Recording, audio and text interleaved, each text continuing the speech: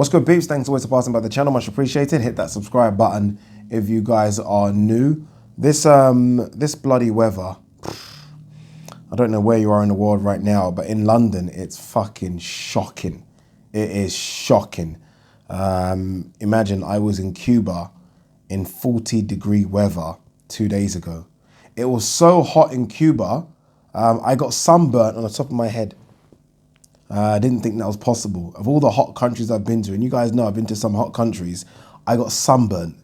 2 days later, I'm fucking running in the rain, nearly falling over. It's fucked up. Have you guys, we're gonna get to the video in a second. Have you guys watched the latest Tea and Booth video? It's genius. It's so funny and good. It's genius. It's genius. And I guess what makes it even more genius is that I'm told this is not really him. This is a character, which makes it even more genius. It's so good, I think he could have his own TV show. I honestly do believe he could have his own TV show and talk about things other than boxing. I think he's brilliant. And I wouldn't be shocked if A, he gets his own TV show soon, and B, he touches, I don't know how many subscribers he's already got, but I wouldn't be shocked if he can get 1 million subscribers. I think he's fantastic. I think even the True Geordie podcast shouted him out the other day. That's how good I think Tea and Booth is right now. He is must-see TV. I tweeted about this today, and someone kind of said something about, what about the racist stuff he says and all that? I said, look, it's fucking comedy. He's a character. He's just playing a character right now. Don't take it so seriously. Please don't. All right, before we talk EUBANK Korobov? Yeah. Before we talk EUBANK, some personal news. I like to kind of tell you guys what's going on in my world. I did a video in Havana. I think the first video I did, or one of the first videos I did, and I said I had something to tell you guys, and I'd let you guys know when the time is right. I got an email from Sky Sports News when I was in Havana, inviting me down for an interview. I had that interview 2 hours ago. I went to Osterley, where the Sky campus is. It's fucking huge. It's like 3 university campuses. I'm not joking, it's huge. It's weird to see presenters walk past you, guys that you know from watching on TV. But yeah, I just had that interview. I find out if I've got the job in about 5 or 6 days. I don't know. I think I've done okay. I'm not sure. I know a few people that are going for it that are very good. So it would be a big deal if I did get the job. They did. I think they have watched my YouTube channel quite a bit, because they did mention a couple of things, such as me swearing and me dissing Sky Sports. But nonetheless, it was a great experience. And I think, look, even if I don't get it, and look, I'm not joking, I fucking hope I get it, but even if I don't get it, just to get to the stage where I'm getting an interview of Sky Sports, who are obviously the biggest platform I can plug them now in Europe, is a big deal for me. So yeah, I'll let you know when I know. All right, let's talk Chris EUBANK Jr. versus Korobov. Or is it Koborov? I think it's Koborov, right? Koborov, MATVEY Korobov. Finally, we get an announcement, right? When is it? 7th of December, I believe. He will go down to 160 pounds, which is the right weight for him. 168, I think, is just ridiculous, if I'm honest with you. Especially when you consider those guys are coming down from, I'm guessing they're walking around about 200 pounds. I guess Callum Smith walks around about 200 pounds. So he's given up way too much size, height, and strength at that weight. So I think 160 is good for him. There's something, I actually think that he probably could make 154. That's just me. Maybe not. He is a big guy. I've seen him. But I think if he was to kill himself, he could make 154, but we don't need to see that. So he does fight Koborov. Koborov's the kind of fighter who's in the Who Needs Him club, right? He doesn't bring much to the table in terms of money, right? It's not a big money fight.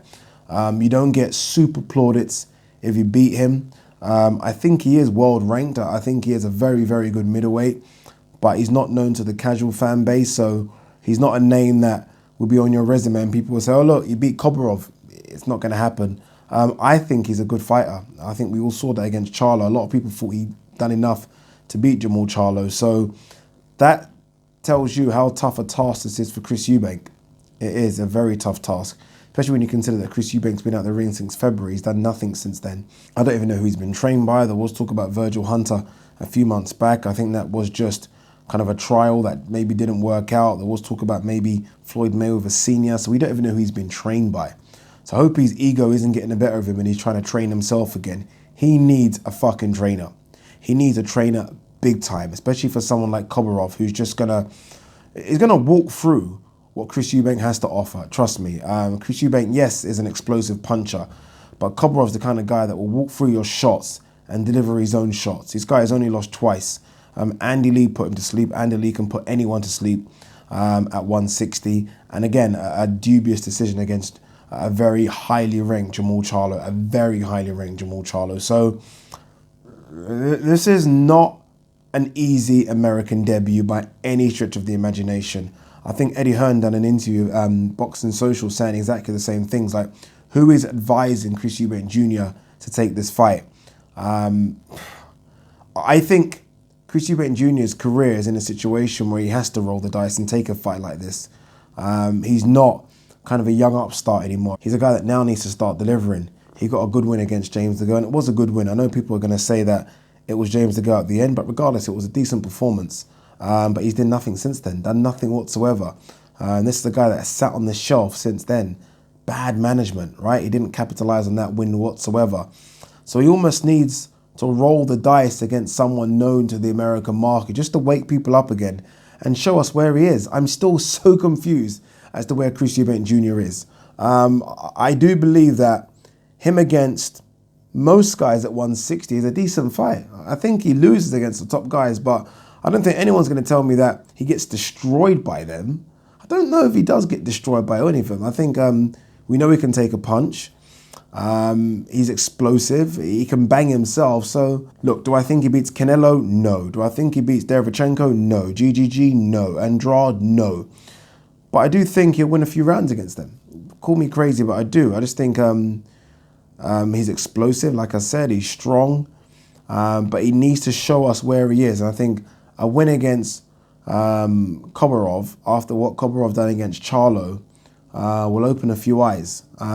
It's a risky fight, it really is, but it's a fight I think he can win. Koborov is 36. He's 36, and we know Eubank Jr. works for every minute of every round. That's what he does. He doesn't take rounds off. And I think Koborov's the kind of fighter where if you do take rounds off, he'll capitalize on that. Eubank doesn't take rounds off. So it's a risky fight, but I think for someone that's taken such a long time out, it's a fight he needed to take. I think Charlo is the main event. I could be wrong, but I think Jermall Charlo is the main event on this card. So they could be lining up a Charlo-Eubank fight. They could. If Eubank impresses and Charlo does what he needs to do, then why not, right? Charlo isn't looking like he's going to get any fights against the big guys on DAZN, although Eddie Hearn did say that he would send a one-fight offer to Charlo to fight Demetrius Andrade. Who knows? If that doesn't happen, then I guess a Eubank-Charlo fight could be an attractive proposition in America, providing that both of them look good on the 7th of December. What do you guys make of this fight? What do you think?